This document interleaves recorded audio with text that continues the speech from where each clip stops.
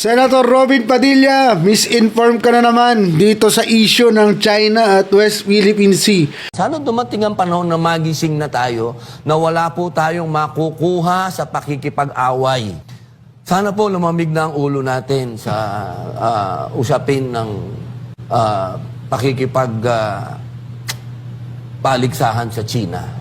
Unang-una, napakalinaw po ng tinatawag nating EEZ or Exclusive Economic Zone. Ito po ay 200 nautical miles mula sa pinakamalapit na mainland ng ating bansa. So very clear po ang measure niya, no?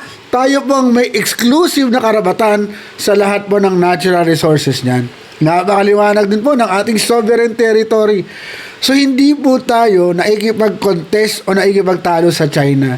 Kine-claim lang po natin ang talagang dapat sa atin. At ilang beses na pong nakipag-usap dyan ang iba't ibang pamahalaan. Pero ang China po hindi naikinig. Kasi meron silang sariling 9-dash line na kung saan ginuhita nila pati yung teritoryo na sobrang lapit na sa Palawan. Pati nga Palawan gusto nilang i-claim. So, Senator Robin Padilla, misinform ka, wag mong pakalatin ang fake news, at huwag kang maging mensahero ng China. Senador ka ng ating Pilipinas. Dapat mariwanag sa iyo na ito ay hindi pakikipagtunggali sa China, kundi pagsasabi na sana igalang naman tayo ng bansang China. Sa panahong ito ay hindi tayo ginagalang, lalo na mga mangingisda natin.